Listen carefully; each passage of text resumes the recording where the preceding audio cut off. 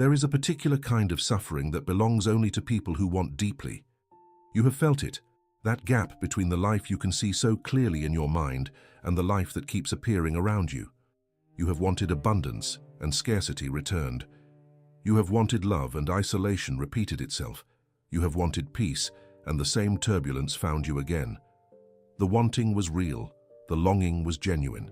And yet, as if life were reading from a script you did not write, the same patterns came back wearing slightly different faces, arriving through slightly different doors, but delivering the same result. The explanation most people accept goes something like this. If you want something strongly enough, if you hold the vision clearly enough, if you affirm it often enough, life will eventually bend toward you. You have tried that. Many people have. They have spoken the words every morning, constructed the mental images with care, filled journals with declarations of the life they intend to live. And for a while, the practice feels like movement. But then the circumstances return. The familiar shortage, the familiar distance in relationships, the familiar ceiling that appears just when breakthrough seems possible. Something in the method is missing, and most people never discover what it is. A Victorian writer named James Allen spent the quiet years of his life at the edge of the sea in Ilfracombe, England, studying a question that most philosophers had circled without answering directly. Why does a person's life look the way it does? His answer was not mystical in the way people expect. It was moral, precise, and in many ways more confronting than any law of attraction ever offered. Allen saw that circumstances are not random, nor are they conjured by desire alone. They grow from something much deeper, from the character being built, thought by thought, reaction by reaction, day by silent day. The world, he wrote, does not answer wishes. It reflects the person you are in the process of becoming. This video will reveal the mechanism Allen identified, the exact sequence by which thought becomes self and self becomes life. But before the mechanism can help you, it must first disturb you in one particular way. Because the question this teaching forces is not merely what do you want? The question is, who are you becoming?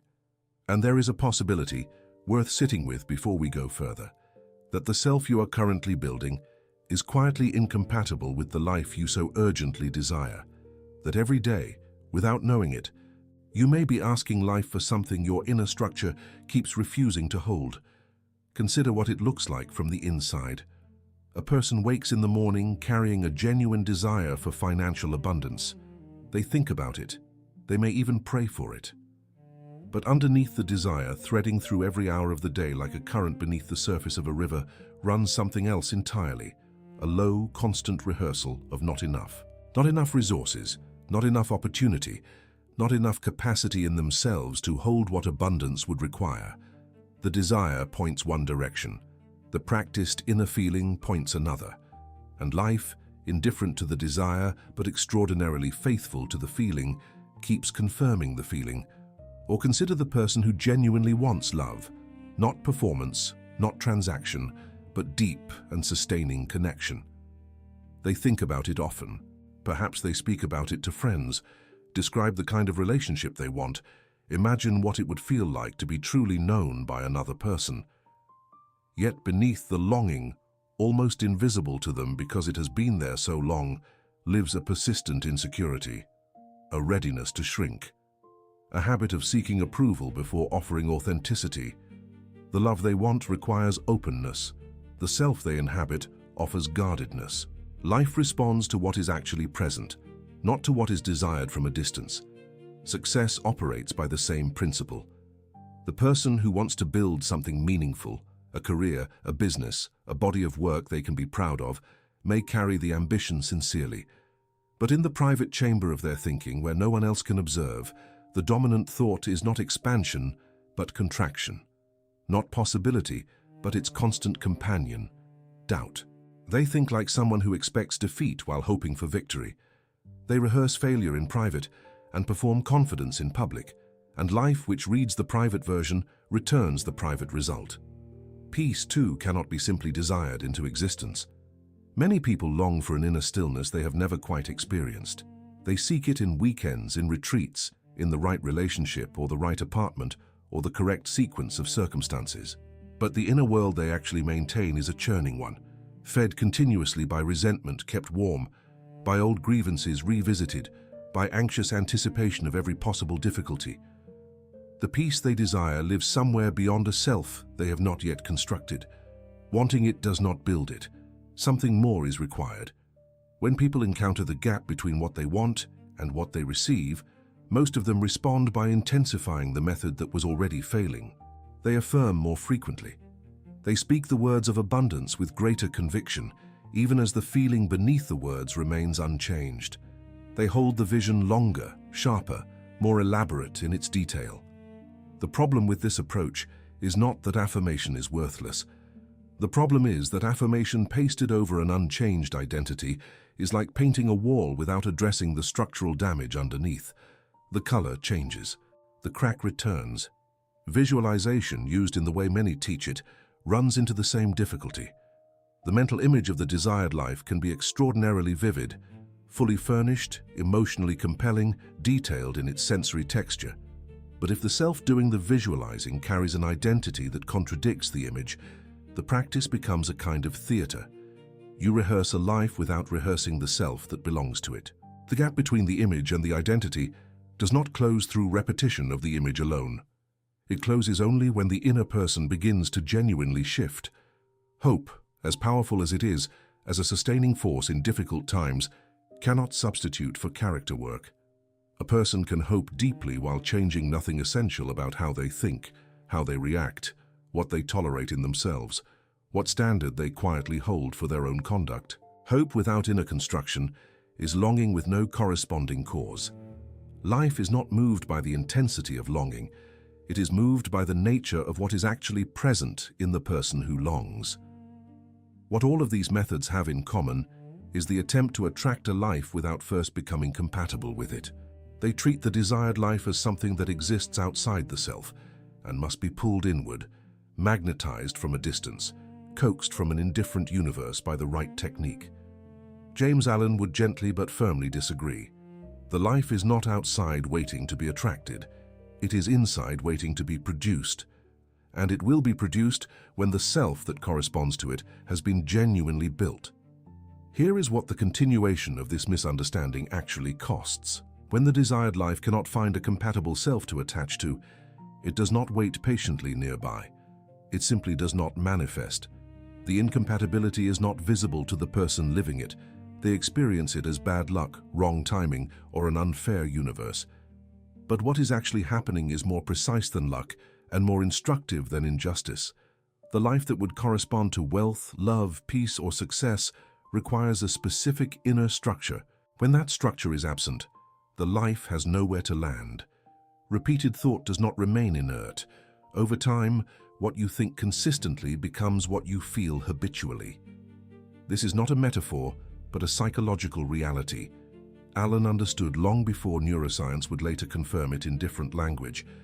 The thoughts you rehearse most often, whether fear or confidence, scarcity or adequacy, resentment or forgiveness, gradually stop feeling like thoughts at all.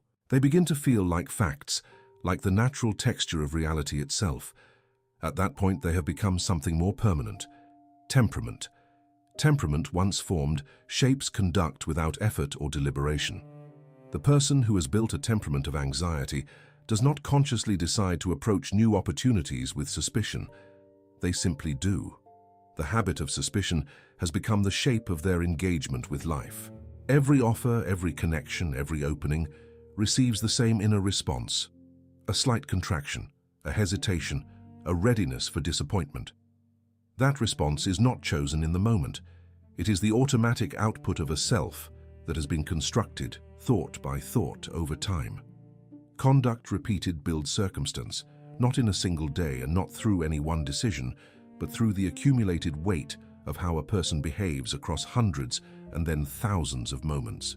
The person whose conduct is consistently guarded will build circumstances that confirm guardedness as necessary. The person whose conduct reliably reflects inner courage will build circumstances that reward and extend that courage. Character is not merely a moral category, it is a causal mechanism. And Allen's central insight is that the mechanism operates whether or not the person understands it. Life is not easily deceived by what you say you want. This is perhaps the most important thing to understand before entering the deeper teaching. The desires you hold, however sincere they are, however eloquently expressed, however emotionally charged, they register with far less power than the identity you are actually embodying moment by moment in the privacy of your own thinking. Life reads your character the way a mirror reads a face. It does not read intention. It does not read aspiration. It reads what is actually present. This is not a cruel law. It is, in a certain light, an extraordinarily fair one. It means that no one is excluded from a better life by external forces alone. It means the determining factor is internal and therefore accessible. But it also means that the familiar strategy, wanting harder, hoping longer, affirming more loudly, cannot by itself produce the result. Something must be built that was not previously present. A character must be constructed that corresponds to the life being sought. The question, then, is not whether the desired life is possible. For Alan, the question is always about correspondence. Does the inner self correspond to the outer life being desired? And if not, what exactly must be built before that correspondence can be achieved? These are not rhetorical questions. They are practical ones, with answers that can be applied beginning in this very hour, in the quality of thought you choose to maintain from this moment forward. What the next section reveals is the exact law James Allen articulated, the one his work returns to again and again with the patience of a teacher, who knew the lesson would need to be heard many times before it was truly understood. The law is not complicated, but it is demanding in ways that are entirely different from the demands of positive thinking, visualization, or affirmation.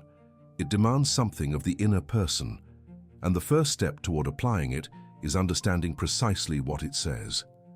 James Allen's central principle can be stated plainly, though its implications take a lifetime to fully absorb. Your circumstances are the visible expression of your inner life, not a punishment from the outside, not a reward distributed by fortune. The condition of your external world, your relationships, your finances, your physical environment, the general quality of your daily experience, corresponds with a precision that borders on the mathematical to the condition of your inner world. Change the inner and the outer follows. Preserve the inner unchanged and the outer remains, in its essential character, the same. This principle extends beyond what most people mean when they speak of mindset. Allen did not merely mean that thinking positively produces positive moods, which in turn produce slightly better decisions. He meant something more structural and more causal. Every thought you entertain does something to you. It either strengthens or weakens a particular inner quality. Repeated thousands of times, it builds or erodes a specific aspect of character. And character, the accumulated result of all your repeated thoughts, is what your life is actually made of at its foundation. Thought, when it is repeated enough, does not remain as thought. It descends into feeling, then into habit, then into the automatic posture with which you meet the world. The person who repeatedly thinks thoughts of fear is not merely in a fearful mood. They are building a fearful self. That self will make fearful choices, avoid certain risks, communicate with a particular hesitancy, and miss opportunities that require a different inner bearing to recognize and pursue. The thought becomes the self, and the self becomes the life. From this comes one of Allen's most striking claims: the self is causal. Not the circumstances, not the economy, not the behavior of other people, or the timing of events, or the luck that others seem to receive without apparent reason. These things exist, and Allen never denied their reality, but they are secondary. Beneath them, shaping how they are met and what they produce, is always the inner character of the person living through them. The same external conditions will yield radically different results in the hands of different inner selves. This is why two people can face nearly identical circumstances, the same market, the same city, the same family background, the same general set of starting conditions, and build entirely different lives. The difference is not circumstantial, it is character. One has built, through sustained inner work or through fortunate early formation, a self that is steady, clear, purposeful, and reliable. The other has not. And life, responding to both with equal faithfulness, gives each exactly what their inner structure is capable of receiving and sustaining. James Allen wrote during an era that was deeply interested in the power of mind, but he occupied a different position from most of his contemporaries. He was not primarily interested in mental tricks, attraction techniques, or methods for coaxing the universe into compliance. His work was moral in the most precise sense of that word, concerned with the quality of inner conduct, the character of private thought, and the relationship between what a person genuinely is and what their life genuinely looks like. His most famous work carries a title that announces this moral seriousness directly: As a Man Thinketh. What Allen taught was not shallow attraction. He did not suggest that a cheerful disposition or a sufficiently detailed vision board would reshape the world around a person. The teaching was far more demanding than that, and far more respectful of the viewer as a mature being. Allen believed that human beings are capable of genuine inner transformation, not as a quick technique, but as a slow and serious process of becoming. And he believed that this transformation, when it was real, would produce real changes in the external conditions of a person's life, not as magic, but as natural correspondence. He used the metaphor of a garden, and it is one worth pausing over. The mind, Allen wrote, is like a garden. Every thought is a seed. Plant certain kinds of seeds consistently, seeds of courage, of integrity, of honest perception, of ordered purpose, and the garden will produce conditions that reflect those qualities.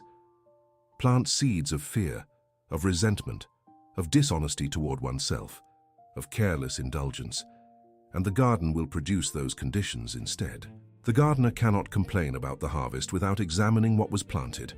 What strikes most people when they encounter this metaphor seriously is that the garden is always producing. It never rests. The mind does not wait for you to begin consciously tending it before it begins generating growth. While you are distracted, while you are passive, while you are simply reacting to life rather than directing your inner attention, seeds are being planted by habit, by memory, by the content you absorb, by the company you keep, by the reactions you rehearse without questioning them. The only real question is whether you are tending your garden deliberately or allowing it to grow by default. This is why Allen's teaching is so different from passive manifestation. The viewer who encounters his work and hopes to find a comfortable method of attracting a better life will be given instead an invitation to become a gardener. Patient, deliberate, honest about what has already been planted, and willing to do the slow work of clearing, planting, and tending. The harvest comes, Allen was clear about that, but it comes after the inner work, not in place of it. Before going further into the mechanism, something important must be said plainly, because this teaching is frequently misread in a way that causes real harm. When Allen says that circumstances reflect character and that the inner life is causal, some people hear an accusation. They hear, "You chose your suffering, you created your poverty, your illness, your loss, your broken relationships, these are your fault, expressions of your flawed inner world." That interpretation is not only wrong, it is a distortion that Allen himself would have rejected. Moral causation is not the same thing as blame. Blame looks backward with the purpose of condemnation. Moral causation looks inward with the purpose of understanding. The distinction matters enormously. A person who grew up in difficult circumstances, who was shaped by experiences they did not choose, who carries thought patterns absorbed in childhood long before they had the capacity to select them deliberately, that person did not consciously author every condition of their current life. The law does not require that they did. It only asks that, from this point forward, they become conscious of what they are now building. The past cannot be revised. What can be changed is what is happening right now in the quality of thought you are maintaining in this hour. Allen was not interested in installing guilt about what has already been built. He was interested in installing responsibility for what is being built in the present moment. And responsibility, understood correctly, is not a burden. It is a form of power. To be responsible for your inner life is to be the author of your future conditions, which means the future conditions are not fixed. There is a tenderness in Allen's work that his blunter interpreters often miss. He wrote with the patience of someone who understood that becoming is slow, that old patterns are tenacious, that genuine inner transformation is not a weekend event, but a sustained practice. He did not condemn the person who had planted badly in the past. He addressed them as someone who, having understood the law, could now begin planting differently. The old harvest does not define the next one. The next one depends entirely on what is now being planted. Receiving this teaching rightly means setting aside self-condemnation entirely and replacing it with something more useful: honest perception. See clearly what inner patterns you are currently maintaining. See clearly which ones correspond to the life you desire and which ones contradict it. That clarity is not a sentence, it is a starting point. And from a starting point, the only meaningful direction is forward. The title of this teaching contains a distinction that is worth examining with care. Attraction, as most people understand it, is something that happens to you, a force operating from the outside, pulling desired things toward you in response to your wanting.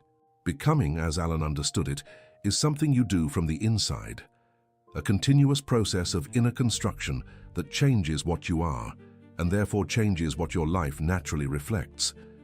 These two processes operate by entirely different mechanics. Desire is a request.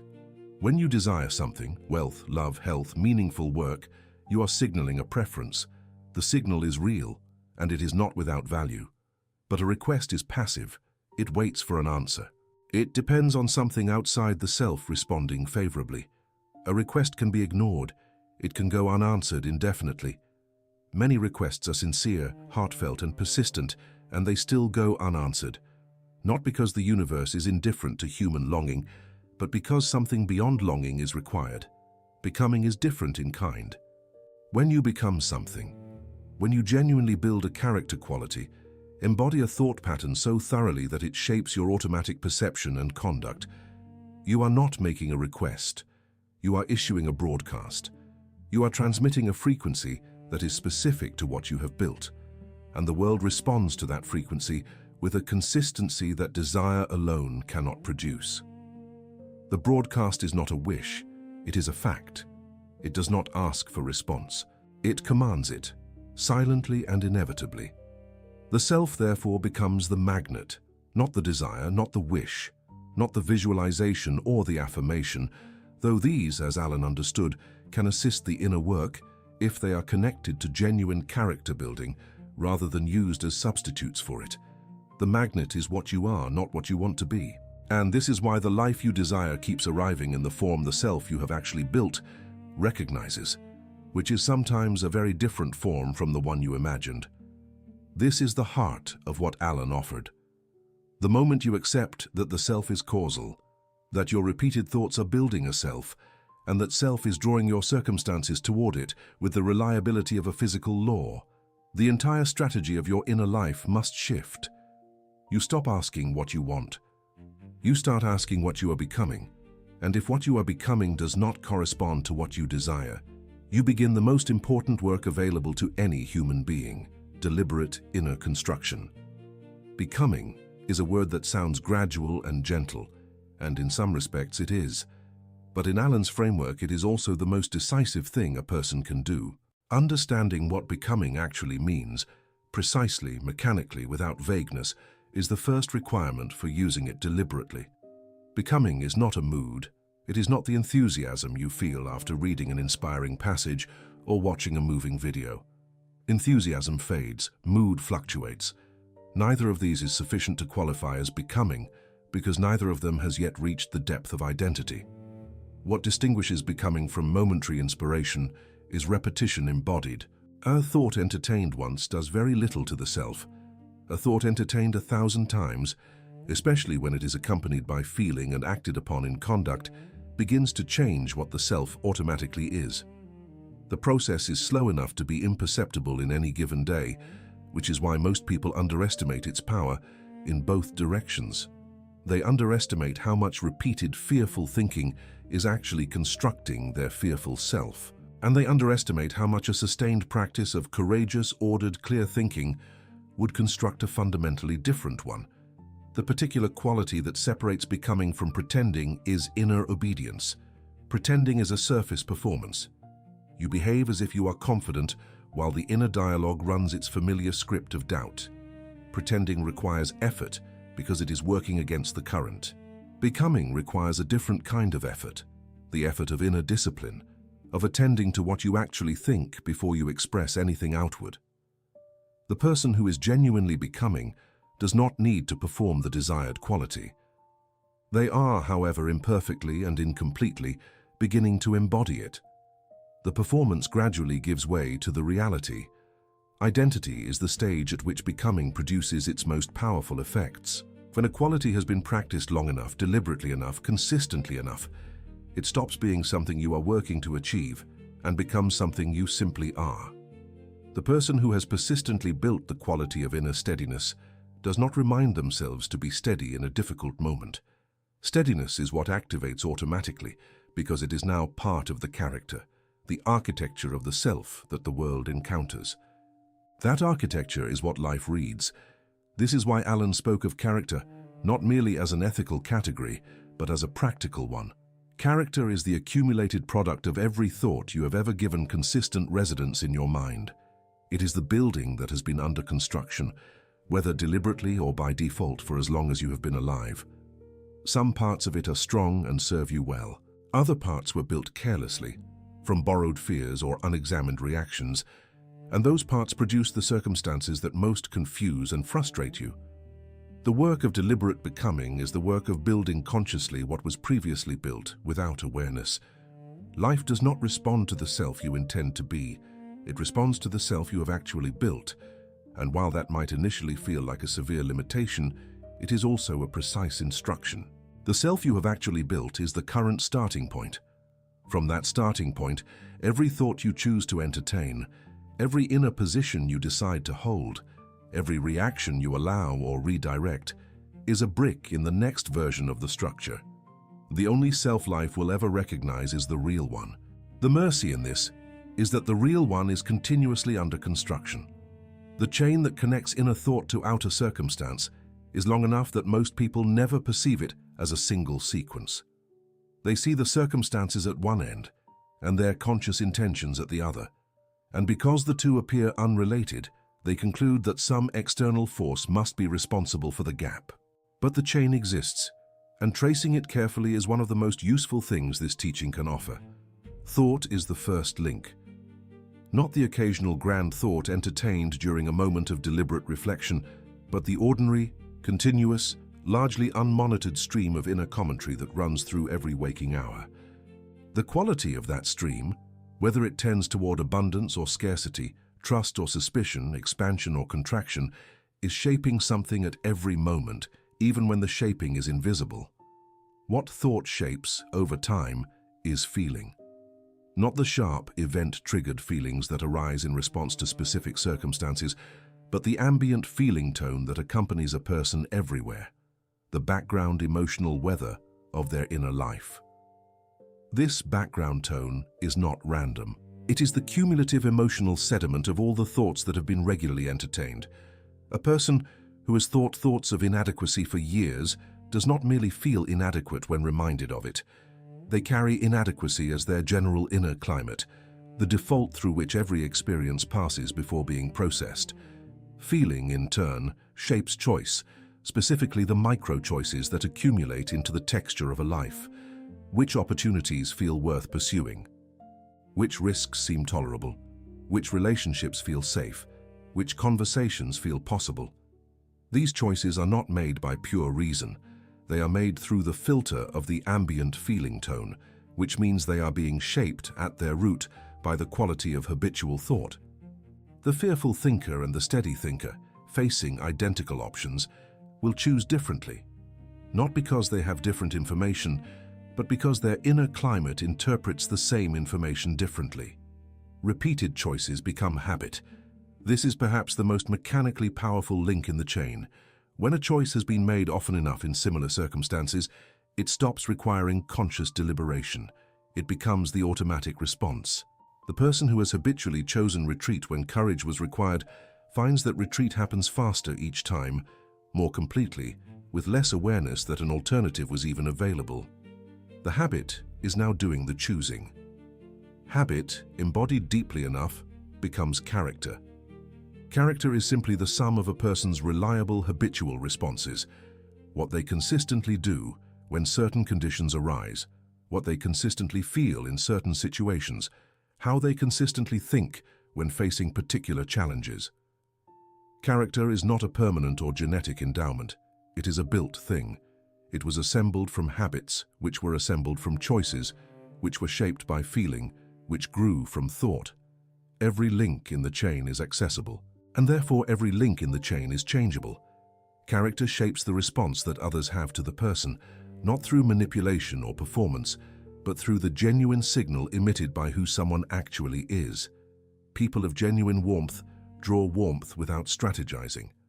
People of genuine integrity are trusted without campaigning for trust.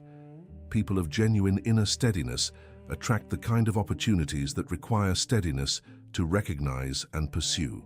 This is not a social observation alone, it is a causal one. The character of the person is continuously broadcasting, and the environment, including the people within it, is continuously responding. The final link is circumstance. The circumstances that accumulate around a person's life are not a random collection.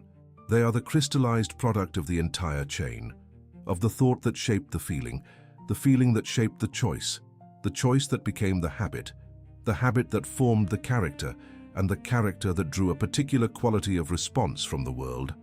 Circumstance, seen this way, is not the beginning of the story. It is the current page of a book that began much earlier, in the private chambers of habitual thinking. Change the thinking consistently enough, and every subsequent link changes with it. Eventually, and with a certainty that mirrors the original process, the circumstances change too. Having understood the chain, a specific question becomes urgent. If the mechanism is as reliable as Allen claimed, why does it fail to produce the desired results even for people who are genuinely trying to apply it? The answer lies in contradiction, in the internal inconsistencies that quietly disrupt the chain before it can complete itself. Consider the person who genuinely desires financial abundance. They think about wealth, they speak about it, they take steps toward it. But running alongside every forward movement is a deeper, older interior script, one that defines their relationship to money as tenuous, that expects loss after gain, that treats financial ease as something that belongs to other kinds of people. This interior script is not chosen consciously. It was assembled over years, perhaps from a family environment, perhaps from early experiences of shortage, perhaps simply from the habit of bracing for financial disappointment. Whatever its origin, it now runs beneath the conscious desire like an underground current moving in the opposite direction. The magnet is split, and a split magnet draws nothing coherently. The desire for respect presents the same contradiction in a different form. A person may want deeply to be treated with dignity in their relationships, their workplace, their community. But if the inner posture they actually carry is one of self-diminishment, if they regularly surrender their own needs, apologize for their presence, or accept treatment that contradicts what they claim to want, then the desire for respect has no corresponding inner cause to give it power. Respect cannot be attracted to a self that does not model it inwardly. The world tends to extend to a person the quality of consideration that person extends to themselves. Opportunity, similarly, will not flow towards someone whose dominant inner expectation is rejection. Expectation is not merely an emotional experience, it is an orientation, a set of perceptual filters that determine which possibilities register as real and which are unconsciously dismissed before they can be consciously pursued. A person expecting rejection may literally not notice the open door because their inner filter has already marked it as irrelevant. The opportunity was present, but the self was not configured to receive it. Feeding resentment while pursuing peace creates perhaps the most painful contradiction of all, because resentment does not announce itself as an obstacle. It presents itself as justified, as a reasonable response to real harm, as a form of inner protection, as the honest record of what was unfair. All of that may be true. The harm may have been real. The unfairness may have been genuine. None of that changes the mechanism. Resentment fed consistently becomes a dominant inner climate, and no peace can take root in that climate. Not because peace is unavailable, but because the inner garden has been planted with something else entirely. These contradictions are not character flaws in the ordinary sense. They are the natural result of carrying both a conscious desire and an unconscious inner pattern that was built long before the desire arose. The work of becoming is, in large part, the work of identifying these contradictions and resolving them, not by suppressing the old pattern with force, but by gradually replacing it through sustained attention and deliberate inner construction. The magnet, once unified, draws with a force that the contradicted one never could. Imagine a building under construction. On the fence surrounding the site, someone has placed a large sign announcing what the building will become. The name of the business, the promise of what will happen inside, the declaration of the finished vision. The sign is attractive. The language is compelling. People pause to read it, perhaps to feel briefly inspired by it. But the sign does not build the building. The building is built from the actual work happening inside the fence, from the foundation laid, the walls raised, the structure assembled piece by piece through patient and disciplined effort. The sign can promise anything. The building will only ever be what was actually constructed. Desire is the sign. Becoming is the building. The confusion at the center of most self-development effort is the belief that a sufficiently vivid, sufficiently emotionally charged sign will cause the building to construct itself. It will not. The sign has no building power. It can inspire the work. It can clarify the intention. It can maintain motivation through difficult phases of construction. But the moment someone substitutes the sign for the actual work, the building stops. The sign remains. The structure beneath it stays incomplete, and life, encountering an incomplete structure, cannot produce the results the sign was promising. The magnet metaphor operates the same way. A magnet draws because of what it is, not because of what it claims. Its drawing power comes from its molecular structure, from the actual orientation of its composition at the deepest level. Change the labeling on a magnet, and nothing about its field changes. But change the actual inner composition, through the sustained inner work of becoming, and the field changes completely. The new field draws different materials, not because it asked for different materials, but because it became different in kind. This is why James Allen's teaching, at its core, is a call to character building rather than technique acquisition. Techniques are signs. Character is the building. A person of genuinely honest character draws honest people and honest conditions, not as a reward distributed by a benevolent universe, but as a natural correspondence between what is present and what is compatible with it. A person of genuine inner courage finds that life opens in ways that require courage to navigate, because they are now the kind of self that recognizes and chooses those openings. The world is not being manipulated. It is being mirrored. The practical implication is precise. Stop spending the majority of your inner energy on the sign. Reduce the time dedicated to telling yourself and others what you intend, what you want, what you deserve, what you're going to attract. Redirect that energy inward, toward the actual construction. Each deliberate choice of thought over its habitual alternative is a brick. Each moment of inner steadiness, held through difficulty, is a section of wall. Each conduct decision that matches the desired self rather than the old self is a floor laid. The building rises slowly. Then, at a pace that surprises the builder, the sign becomes accurate, not because the sign commanded the result, but because the building finally corresponds to it. Life does not read your signs, it reads your structure. Become the structure that belongs to the life you desire, and the life will find you with the same natural inevitability that water finds the sea. Not because you requested it, because you became compatible with it. There is an enemy in this work, and it is not external. It is not the market, the economy, the people who did not help you, or the circumstances that made the beginning difficult. The enemy is more intimate than any of those and therefore more powerful. It is the part of you that wants the result with complete sincerity while simultaneously guarding the old self that created the current conditions. That combination, genuine desire plus unconscious identity preservation, is the precise mechanism by which most people remain exactly where they are for years, sometimes for the entirety of a life. The want is real. That matters.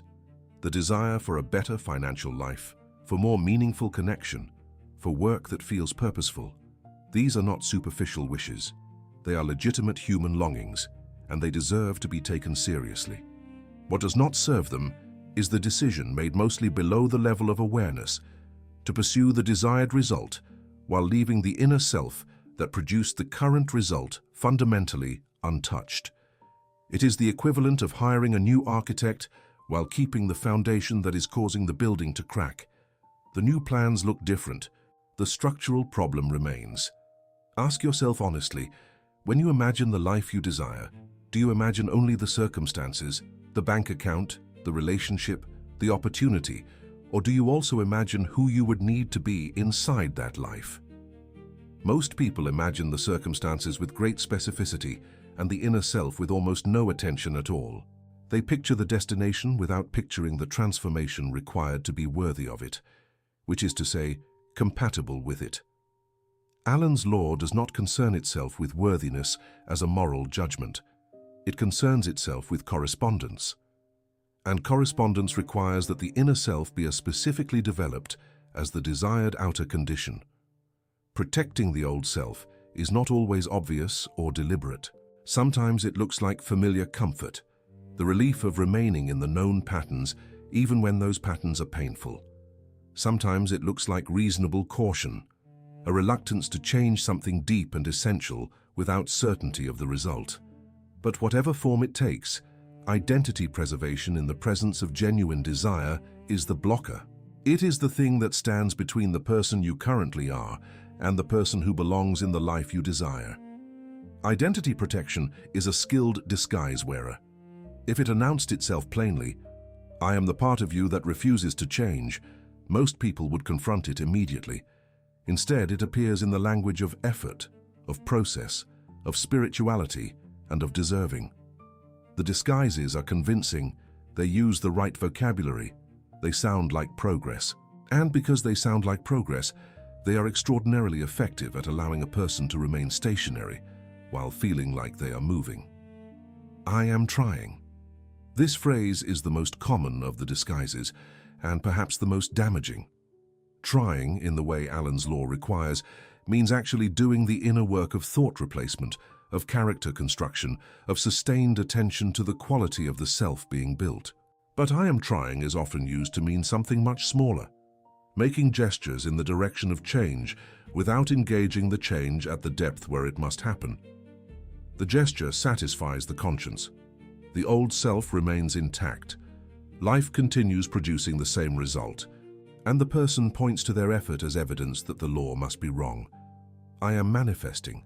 This phrase has colonized the spiritual self-development conversation so thoroughly that it now functions as a near-complete substitute for inner work. Manifesting, when used to mean visualizing, affirming, and holding a desired outcome in mind, is a beginning, but only a beginning. When it substitutes for character development, it becomes a sophisticated way of doing precisely what Allen warned against, requesting the result without constructing the self that belongs to it.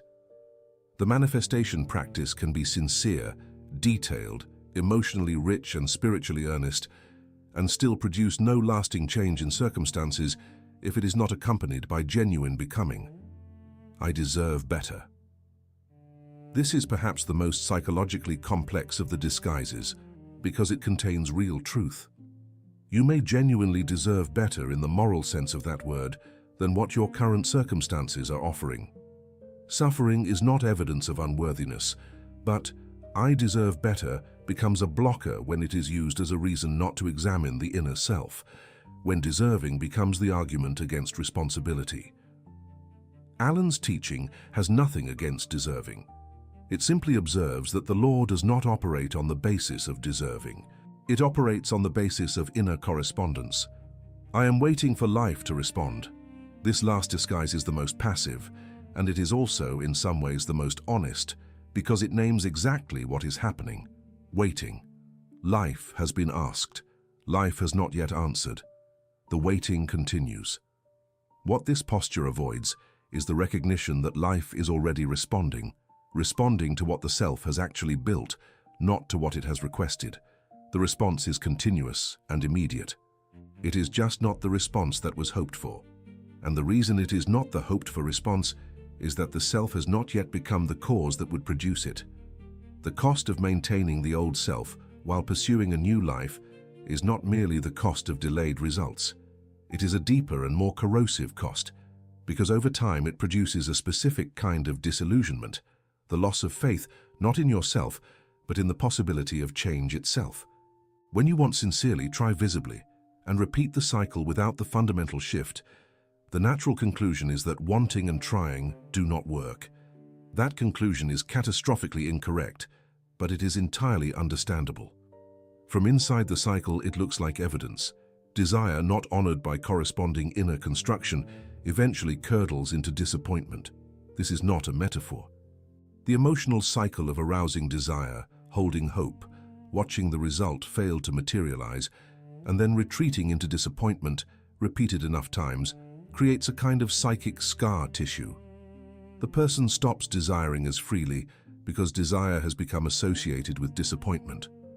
The longing becomes guarded, tentative, hedged, and a desire that is held with only partial conviction produces even less inner material to work with than the original unguarded longing did.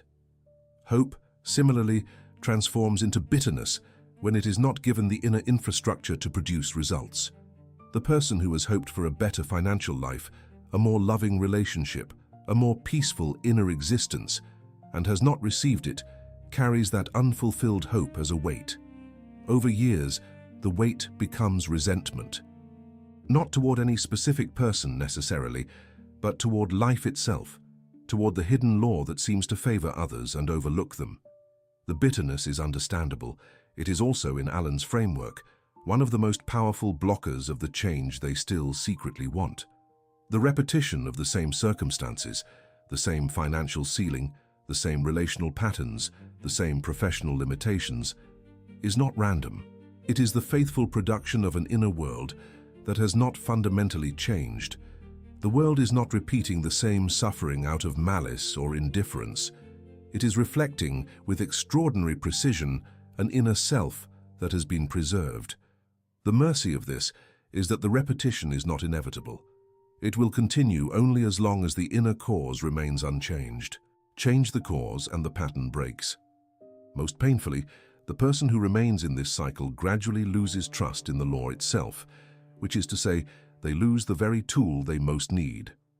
Alan's law, properly understood and genuinely applied, is the most hopeful teaching available to a human being. It says that your circumstances are not your sentence. They are your current reflection, and reflections change when what is in front of the mirror changes. But to use the law, you must trust it. And trust, once eroded by cycles of wanting without becoming, is difficult to restore. This is the deepest cost of keeping the old self in place. Breaking the cycle begins with a shift in the questions you bring to each day. The first question, and it may be the only question that matters in the beginning, is not "What do I want?" That question has been asked. It is answered. The longing is clear enough. The question that has not been asked with sufficient honesty is this: who must I become? Not as a theoretical exercise, not as an identity affirmation to be spoken without examination, but as a genuine inquiry. What kind of person, specifically in terms of thought quality, emotional bearing, habitual conduct, belongs to the life being desired? From that question, a second one follows immediately. What in the current inner pattern contradicts that person? This is where the work sharpens into precision. Not a global condemnation of the self, not an inventory of flaws to be ashamed of, but a specific identification of the thought patterns, the automatic reactions, the habitual emotional postures that are functionally incompatible with the life being sought. These are not mysteries. They are visible once the question is being asked honestly. They are the things you think before you think about them. The automatic doubts, the instant contractions, the habitual smallness that inserts itself without invitation.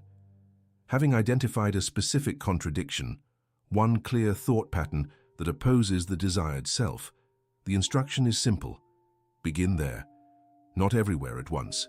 Not with a sweeping resolution to transform the entire inner world before the sun sets. Begin with the one specific thought pattern that most directly opposes the life you desire, and direct your sustained, disciplined, patient inner attention toward replacing it with its opposite. This is Alan's garden principle in its most practical form. Choose one weed, pull it, plant something else, water the planting, return tomorrow. The pattern breaks not through dramatic single moments, but through the accumulated pressure of small, consistent inner choices. Each time the old thought appears and you recognize it for what it is, an old seed from an old garden, no longer compatible with the self you are building, and choose a different inner response, you strengthen the new pattern marginally and weaken the old one by the same degree. The breaking is invisible at first, then one day the circumstance that always confirmed the old pattern fails to appear. Something else appears instead. The mirror is beginning to show a different face. Something must end before something new can begin. This is not a dramatic statement. It is a practical one, rooted in the understanding that the old self and the new self cannot fully occupy the same space. So long as the old identity is being actively maintained, fed, rehearsed, protected, or merely tolerated without challenge, it continues functioning as the dominant cause, and it continues producing the dominant result. The turning point is not a moment of inspiration, it is a moment of cessation. Something stops. Worshipping desire must stop. Desire is a tool, not a deity. Treating it as the central act of transformation, spending the majority of inner energy on wanting, on holding the vision, on feeling the emotional charge of the desired outcome, misdirects the attention that belongs instead on character building. Desire can inspire, it can direct, it can maintain the motivational field through difficult seasons of inner work. But when desire itself becomes the practice, when the wanting replaces the becoming, the worship of desire becomes an obstacle dressed in the clothes of effort. Affirmations used to cover contradiction must stop. This does not mean affirmations are useless. Used honestly, as the voice of the self you are genuinely working to construct, as the articulation of a direction you are actually moving, they have real value. But used as a surface coating applied over an unchanged inner pattern, they are a form of self-deception. The contradiction underneath continues operating. The affirmation consumes energy without producing structural change. Stop applying paint to a foundation that needs work, and go work on the foundation. Blaming life before examining character must also stop. Life is convenient to blame because it is external, visible, and seemingly in control of the conditions you are experiencing. But every moment spent attributing your current circumstances to forces entirely outside your inner causation is a moment not spent building the self that would produce different circumstances. Alan did not counsel blindness to genuine external injustice. He counseled the deep honesty of looking inward first, before outward, not as an act of self-punishment, but as an act of strategic precision. The rehearsal of the old self, the daily, often unconscious reinforcement of the identity that created the current life, must stop most urgently of all. The old self is rehearsed through habitual complaint, through the stories told about who you are and what is possible for you, through the reactions given permission to repeat themselves unchallenged, through the inner dialogue allowed to run its familiar and limiting script. Stopping the rehearsal is the first act of becoming. You cannot build the new self while continuously reinforcing the old one. The construction materials belong to one project or the other. Having identified what must stop, the question of what must be accepted becomes equally important. Acceptance, in Alan's framework, is not passive resignation.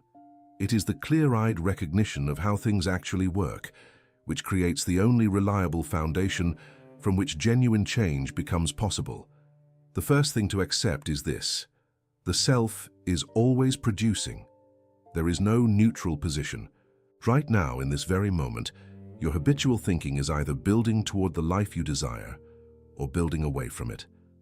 The seeds are going into the ground continuously, whether you are attending to the planting or not. Acceptance of this does not require guilt. It requires only attention.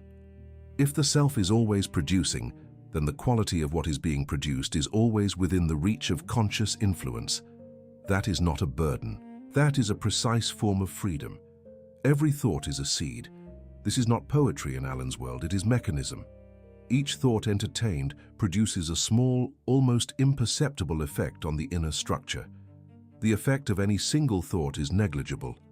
The effect of the same thought repeated 10,000 times is the construction of a character trait, a reliable feature of the self that life will read and respond to accordingly.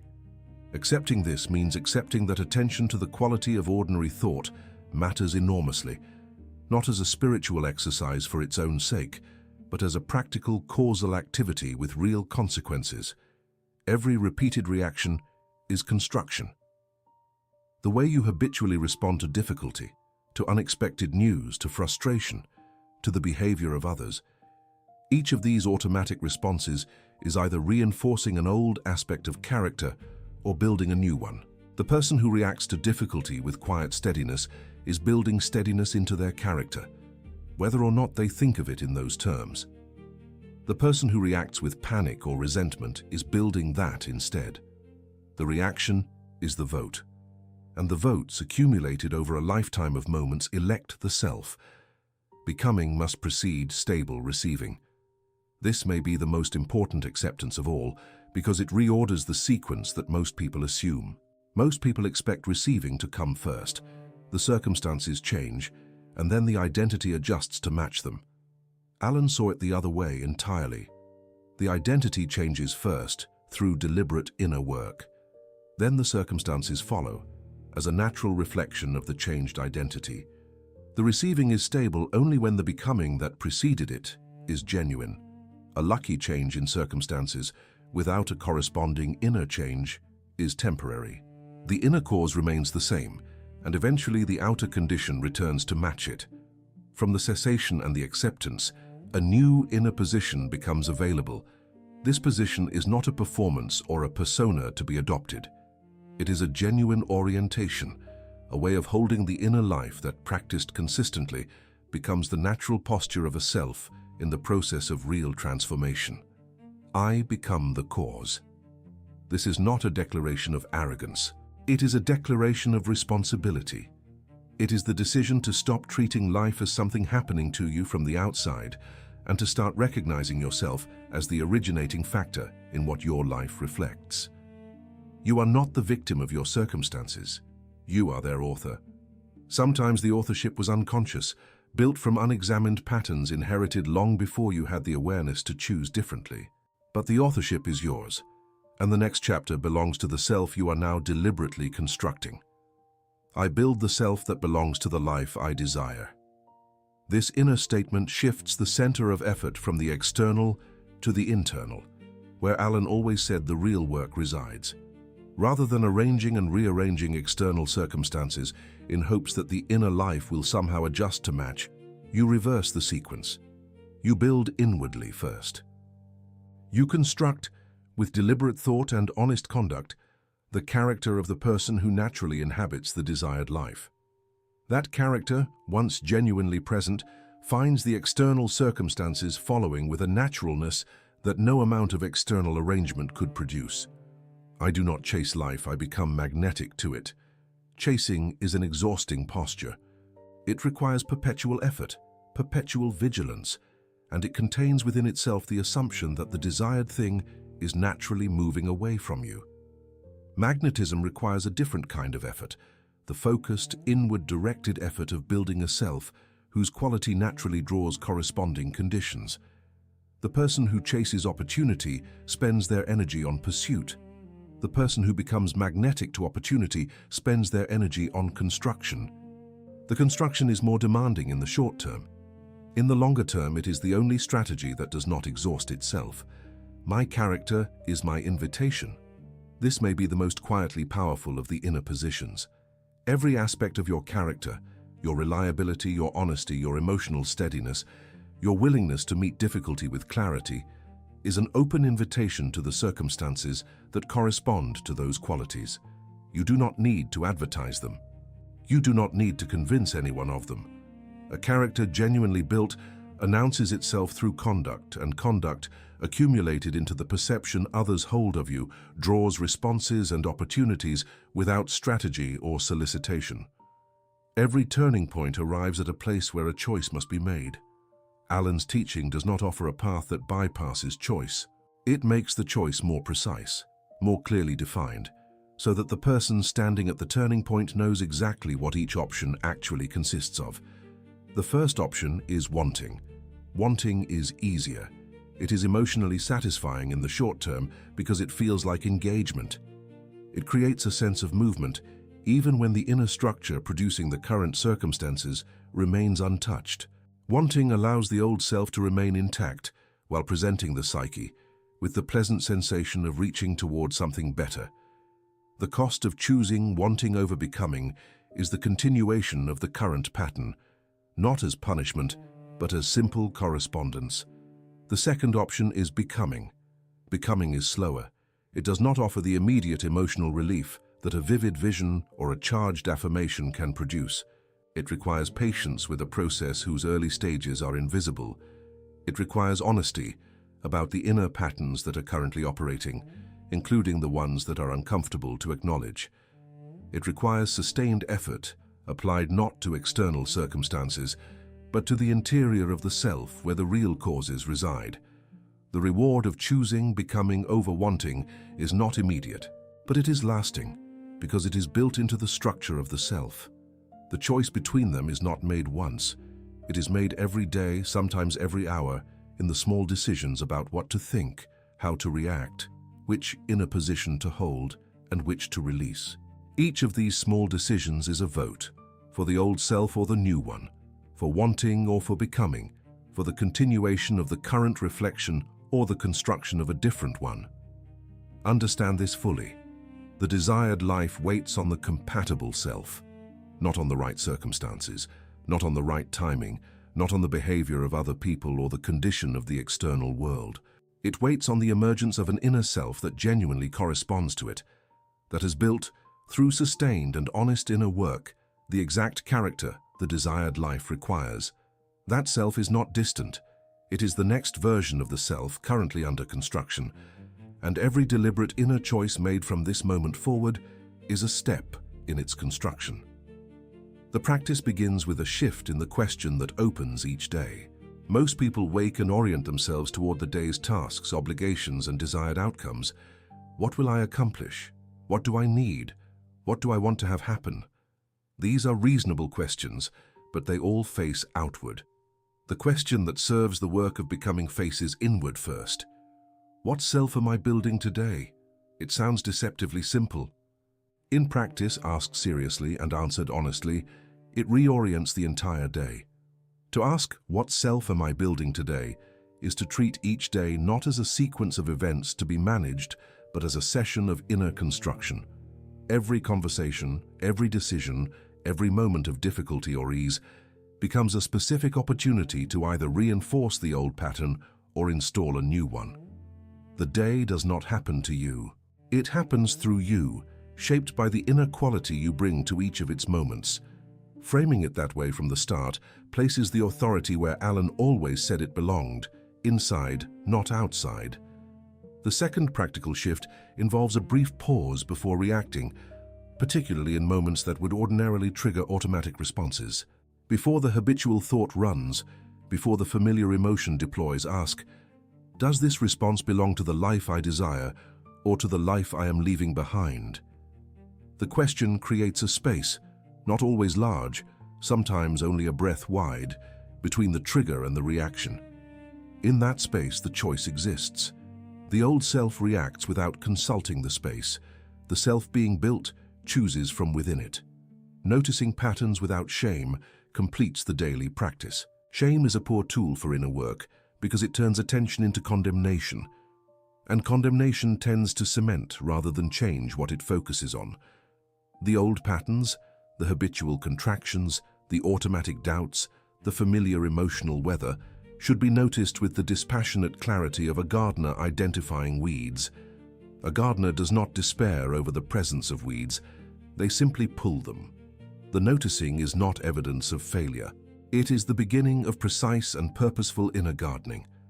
These three shifts, the morning question, the pause before reaction, and the honest but unashamed pattern noticing, do not require extraordinary discipline or unusual circumstances. They require only a willingness to treat the inner life as the primary construction site, and each ordinary day as the material from which the new self is being built. The practical work of thought discipline is not the suppression of unwanted thoughts through force. Suppression tends to produce rebound. The harder you push a thought away, the more energy it gathers in the pushing. Thought discipline, as Alan understood it, is closer to gardening than to warfare. You do not fight the weed directly. You cultivate the plant that will eventually displace it. Poverty identity, the deep inner posture of scarcity, of not enough, of financial precariousness as the natural order of your existence, is one of the most tenacious thought patterns a person can carry. It rarely announces itself as, "I believe I am poor." It operates instead through micro-thoughts, the instinctive flinch at a price, the reflexive assumption that a desired outcome is financially beyond reach, the habitual calculating of what you cannot afford before considering what you might build. Replacing this pattern requires not the forced adoption of abundance thinking, but the patient cultivation of ordered, clear, solution-focused thought about resources. Clarity about what you have, what can be built with it, and what the next honest step is. Thought by thought, this begins to replace the scarcity reflex. Resentment, carried as an ongoing interior climate, corrodes every other inner quality it touches. Dignity, as its replacement, is not forced forgiveness or performed contentment. It is the inner posture of a person who takes their own character seriously enough to refuse the contamination of prolonged bitterness. Choosing dignity in the presence of situations that would previously have fed resentment is not a denial of what was unfair. It is the prioritization of the self being built over the grievance being tended. Fear, as a habitual inner orientation, reads every uncertainty as threat and every opportunity as risk. Inner steadiness, its replacement, does not require the elimination of honest concern about real dangers. It requires the construction of a deep baseline of calm from which even genuine challenges can be met with clarity rather than panic. The deliberate practice of steadiness in small difficulties builds the capacity for it in large ones. Begin with the minor irritations, the small frustrations, the ordinary moments of uncertainty. Hold the steadiness there. Over time, the capacity deepens. Passive wishing, the habit of wanting without the corresponding inner activity of building, dissolves when it is replaced by character-focused thought. Thought that is directed toward who am I becoming, rather than what am I wanting, has a different quality entirely.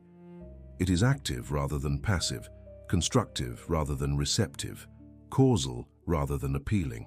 The person who habituates themselves to this kind of inner activity will find over time that they are not waiting for life to respond.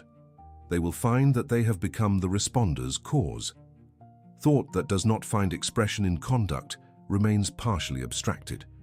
Allen's law operates most fully when the inner work extends into external action, into the specific visible choices that confirm and reinforce the self being built. The correspondence between the inner becoming and the outer acting is not optional. It is the means by which becoming becomes embodied rather than merely intended. Act as the person you are becoming, not as the person you fear you still are. This instruction requires honesty to apply well, because pretending and becoming look similar from the outside but feel entirely different from the inside. Acting as the person you are becoming means making choices that genuinely reflect the qualities you are constructing, not performing those qualities for an audience, but choosing them from an inner place of real, if incomplete, development. The difference is in whether the action emerges from a sincere inner position or from a calculated external performance. Keeping small promises to yourself and to others is one of the most structurally important acts of becoming available. The relationship between integrity and inner power is direct.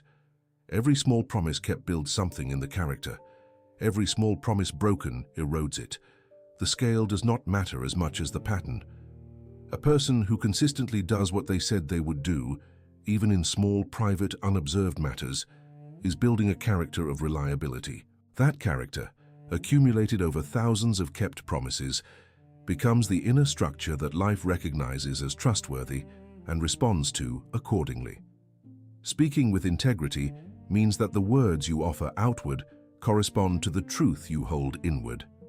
Exaggeration, false modesty, the words designed to perform rather than communicate, these create small fractures in the character.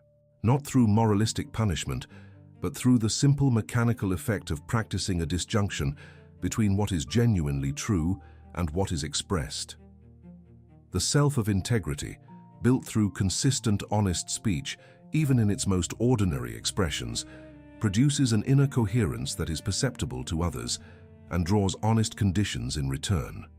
Conduct that matches the desired life rather than the old one is the daily vote made visible. If the desired self is steady, choose steadiness in today's specific difficulty. If the desired self is generous, act with genuine generosity in today's specific moment. If the desired self is disciplined, bring discipline to the exact task in front of you now. The desired life is not a distant destination. It is the character expressed, imperfectly but sincerely, in this immediate moment. The old self does not surrender without return visits. This is one of the most important things to understand about the process of becoming, because the failure to understand it produces unnecessary discouragement.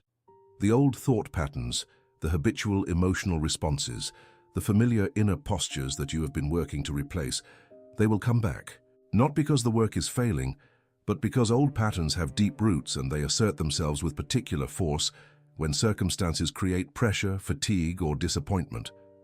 When the old thoughts return, the single most important thing to avoid is identifying with them. There is a critical difference between having a fearful thought and being a fearful person. The thought arises. It presents itself with the authority of feeling. It may feel in the moment of its arrival like the truth, but a thought that visits is not a character trait. A thought that is identified with, agreed to, and rehearsed. That is what builds the trait. The thought's return is not a defeat. Your response to it determines what it becomes. Treat returning old thoughts as old seeds, seeds from the garden of the self that is being left behind. They appear because the old pattern has not yet been fully replaced by the new one. That is not a failure.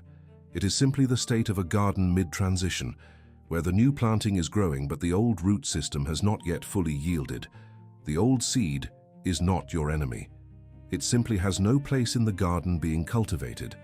Acknowledge it without drama and redirect the inner attention to the thought, the posture, or the quality that belongs to the self you are building. Refusing to water the old thought is the practical act. Watering means engaging with it, entertaining it, developing it into a narrative, rehearsing its emotional charge, building the case for its validity. Each of those activities strengthens the pattern. Refusal to water does not mean suppression. It means turning the attention deliberately and specifically toward the inner quality that the old thought opposes. The old thought loses strength not through direct resistance, but through the withholding of attention that would sustain it. The new self is then chosen again, not from the position of someone who has never fallen, but from the position of someone who knows what they are building and returns to the work after every interruption. Allen's teaching has within it a profound respect for the human capacity to begin again. The person of genuine character is not the one who never wavers. It is the one who, having wavered, chooses the quality of the self they are constructing with renewed clarity each time. Every return to the work is itself an act of becoming. Consider someone who genuinely desires financial success. The desire is sincere. They have thought about it carefully. They understand what it would mean for their life, and they have taken visible steps toward it. But when they examine their inner world honestly, they find something specific at its center, a deep habitual expectation of rejection. When they approach opportunities, before the mind's eye can finish composing the possibility, something more automatic fires first, a quiet practiced certainty that the opportunity will not choose them, that the outcome will not favor them, that the door will close in the specific way doors have always closed. The desire for success and the identity of rejection are running simultaneously, and the identity is older, more automatic, and therefore more powerful. The work begins not with greater desire, but with honest character building.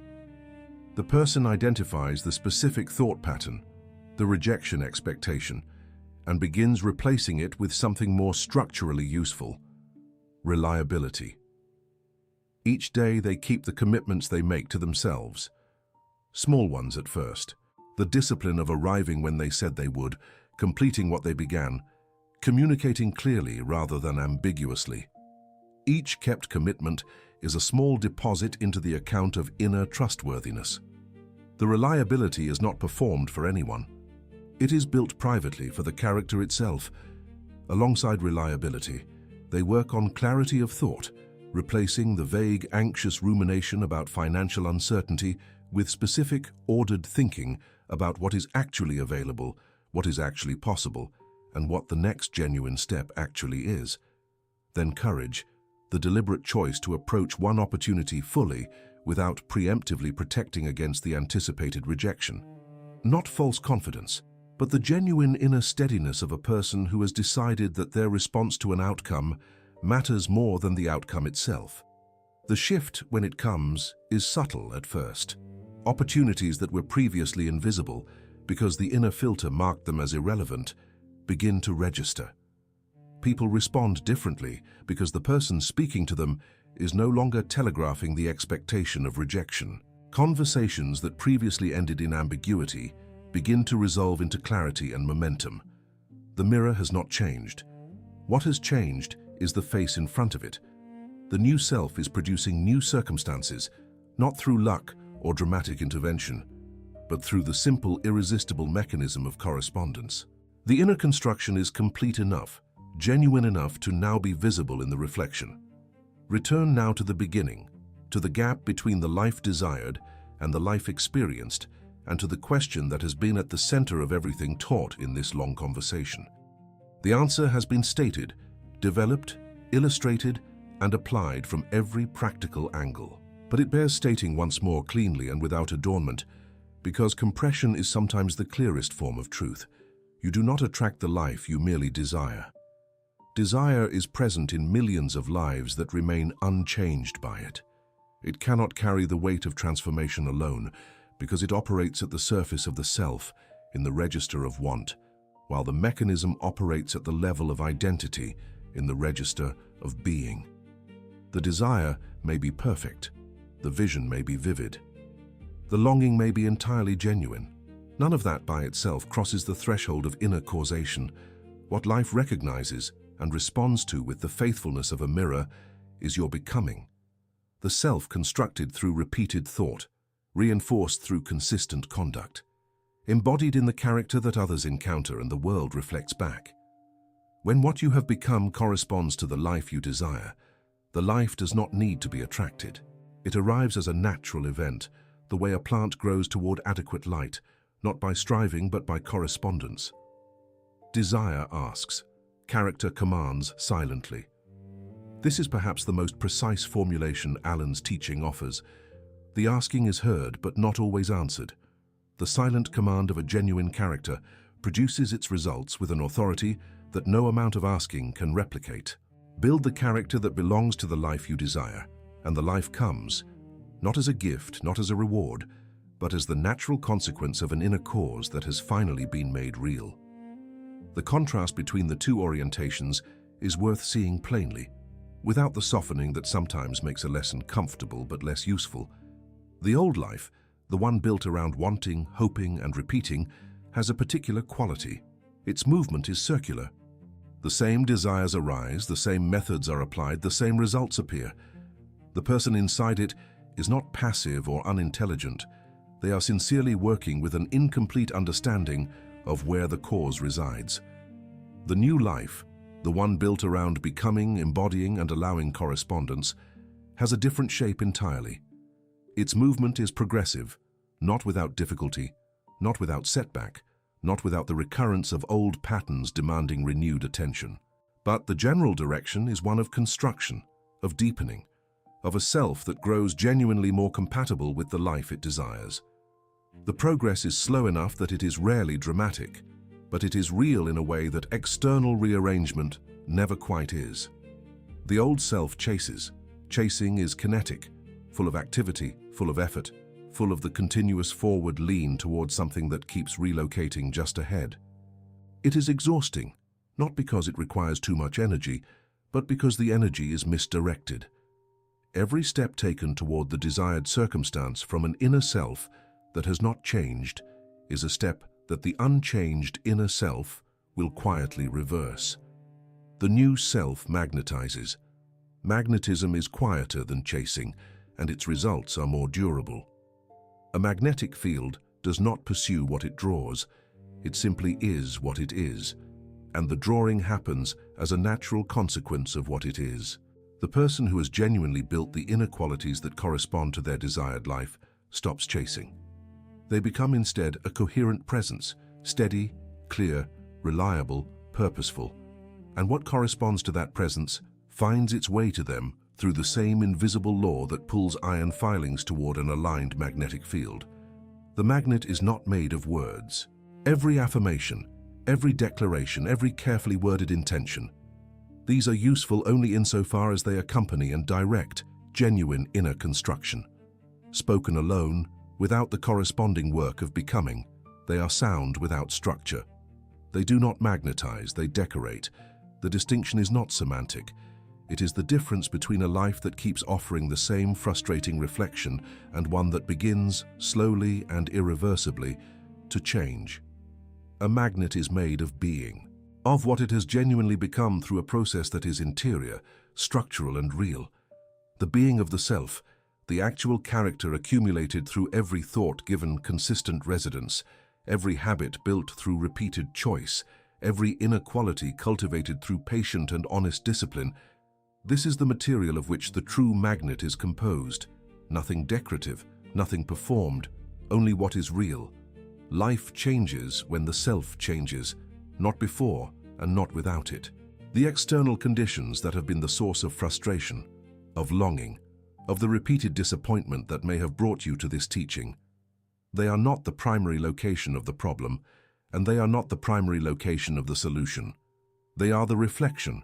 The self is the face. Change the face with sufficient depth and honesty, and the reflection must follow. It has no other option.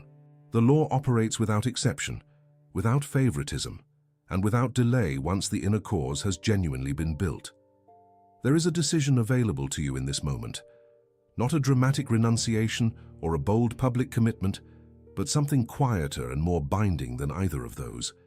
The decision to shift the center of your effort from the external to the internal, from desiring to becoming, from asking to building, from hoping life will respond to making yourself the cause to which it responds. This decision will need to be made again tomorrow and the day after. It is not made once and then filed away. It is made in the ordinary moments of each day, in the quality of thought you choose to hold, in the conduct you allow yourself to offer, in the inner position you return to when the old patterns assert themselves. But in the making of it, again and again, the self is built, and the self that is built becomes the life that is lived. The invitation now is to name the decision, to give it the dignity of a spoken declaration, and in speaking it, to begin making it real. If this teaching has reached you where it was intended, not merely as information but as recognition, as the description of something you have privately known but not yet named, then you are standing at the place James Allen's entire body of work was written to bring you to. The place where the strategy shifts from pursuing to building, from wanting to becoming, from requesting a life to constructing the self that belongs to one. The declaration that marks this shift is not complicated. It does not require ceremony or preparation. It requires only honesty, the quiet, strong honesty of a person who has seen the law clearly enough to accept their place within it. If you understand that you are the cause, then say it. Let it land in you, not as a slogan but as a commitment, a binding inner statement about where you intend to direct the work of your life from this day forward. Drop this in the comments right now, as a declaration to yourself more than to anyone else. I become the cause. 3 words. The full weight of everything this teaching has been building toward. Let them be the first brick of the self you are now beginning to construct deliberately. If this kind of teaching reaches something real in you, if the moral seriousness of James Allen's world, the precision of inner causation, the long-form exploration of thought and character and circumstance Feels like the kind of intellectual and spiritual territory you want to continue moving through? Subscribe to this channel. The work here is ongoing. The next teaching waits. Every video on this channel is built from the same foundation, the classical masters who understood that the inner life is causal, that character is the true source of conditions, and that the human being capable of genuine inner transformation is capable of genuine outer change. James Allen is one voice in that tradition. There are others, and their teachings will unfold here for those who stay. From this day, you stop chasing the life you desire as though it exists somewhere ahead of you, waiting to be caught by the right technique or the right fortune or the right sequence of external events. The chase is over, not because the desire is abandoned, but because the strategy has changed entirely. The desire is now a compass pointing inward, toward the self that must be built rather than outward, toward the circumstance that must be attracted. From this day, you build the self. Thought by thought, choice by choice, habit by habit, conduct by conduct. The building is slow, the building is honest. The building does not require perfect conditions or the right beginning. It requires only the sustained, patient, deliberate direction of inner attention toward the character qualities that belong to the life you seek. Every small act of inner construction is a real act. Its effect is real. Its accumulation is unstoppable. Become the cause, and life will recognize you.